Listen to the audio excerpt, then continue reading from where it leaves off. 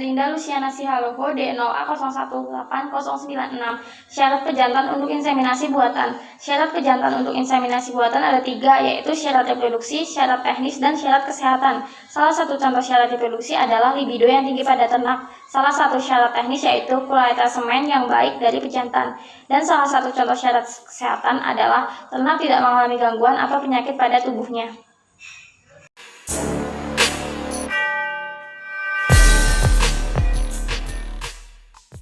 Perkenalkan, nama saya Rati Rahmawati, NIM D0A18097.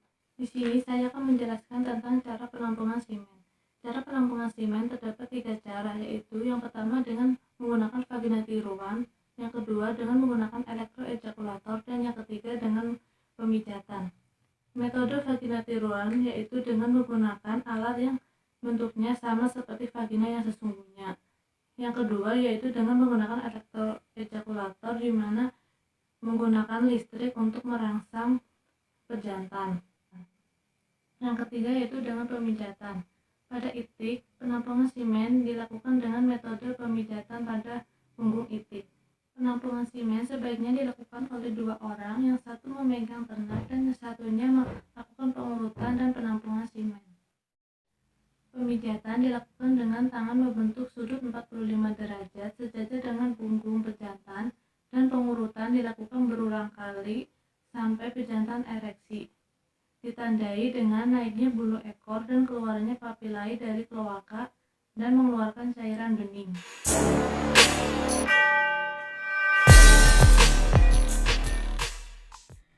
Perkenalkan, nama saya Amalia Sari Ramadan, NIM D0A018101. Pemeriksaan semen memiliki dua cara atau 2 tahap, yakni pemeriksaan makroskopik dan mikroskopik. Pemeriksaan makroskopik sendiri meliputi pemeriksaan volume, warna, bau, konsistensi semen, serta pH semen.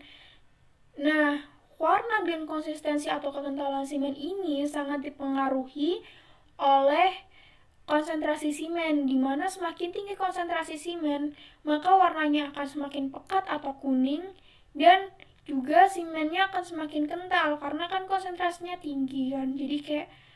Jadi semakin banyak gitu kan, jadi semakin kental gitu. Untuk derajat pH itu sangat-sangat mempengaruhi daya tahan hidup spermatozoa.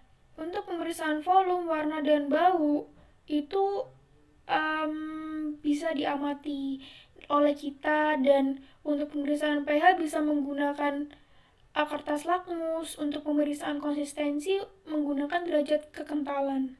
Pemeriksaan mikroskopik sperma dilakukan diamati di bawah mikroskop. Nah, pemeriksaan ini tuh meliputi pemeriksaan gerakan massa, gerakan individu, abnormalitas sperma, serta konsentrasi sperma gitu. Untuk pemeriksaan semen secara mikroskopik itu diperlakukan dengan memberikan zat eosin negrosin atau zat eosin sih. Nah, yang bertujuan untuk mengetahui jumlah sperma itu, jadi nanti kelihatan gitu loh.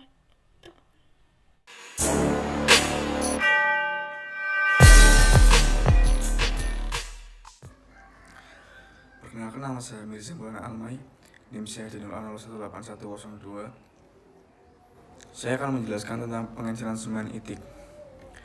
Pengencer menggunakan air kelapa dan sitrat kuning telur mempunyai daya hidup yang paling lama dan presentasi hidup yang paling tinggi dibandingkan semen yang dihancurkan dengan air kelapa maupun semen yang dihancurkan dengan air kelapa ditambah dengan kuning telur.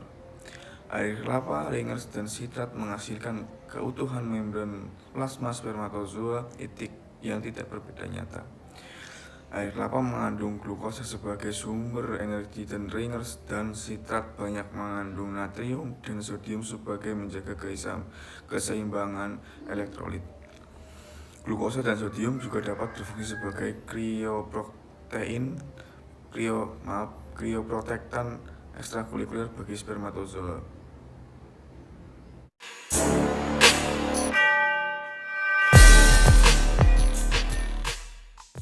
Pembekuan semen bertujuan untuk memperpanjang masa simpan semen. Pembekuan tersebut dilakukan di bawah suhu rendah yakni minus 196 derajat Celcius menggunakan nitrogen. Nah, tapi nggak langsung minus 196 derajat Celcius. Menurut beberapa jurnal yang saya baca, pembekuan tersebut bertahap dan diturunkan dari 5 derajat Celcius hingga mencapai nantinya minus 196 derajat Celcius.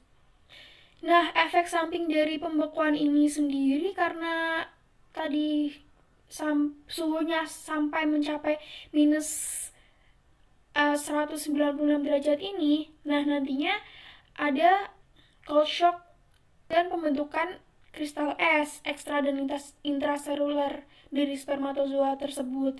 Nah, nantinya dari cold shock dan pembentukan kristal ini akan merusak sperma secara mekanik. Upaya yang dapat dilakukan untuk menghindari hal tersebut dapat menambahkan agen krioprotektan. Nah, agen krioprotektan ini digunakan sebagai pelindung spermatozoa. Tapi ada kelemahannya nih dari pembekuan semen ini. Kelemahannya yakni sperma yang berpotensi untuk membuai ini bakalan turun jumlahnya, nggak yang sesuai awalnya yang satunya. Jadi nanti ada yang nggak bisa membuahi padahal tadinya bisa gitu. Itu kelemahannya dan mungkin dan bisa menyebabkan kematian di beberapa sperma. Pembekuan semen juga melewati tahap-tahap yang rumit seperti tadi, harus ditambahkan agen krioprotektan. Nanti juga akan ditambahkan komponen kimia yang seperti bahan pengencer, bahan anti cold shock tadi krioprotektan, dan bahan anti hypertonic shock. Seperti itu.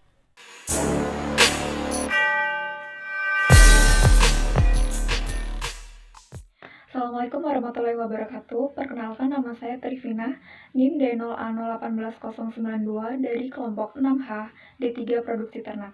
Di sini saya akan menjelaskan mengenai pelaksanaan inseminasi buatan pada ternak itik. Nah, inseminasi buatan pada ternak itik itu adalah suatu proses pemasukan semen ke dalam saluran reproduksi betina pada ternak itik yang dibantu dengan manusia. Menurut Sinabutar 2009, pelaksanaan inseminasi buatan pada ternak itik sebaiknya dilakukan pada pagi hari, sebab agar tidak mengganggu proses bertelurnya ternak itik tersebut. Nah, telur yang dihasilkan pada hari ketiga digunakan untuk ditetaskan, sedangkan pada hari keempat dilakukannya inseminasi buatan.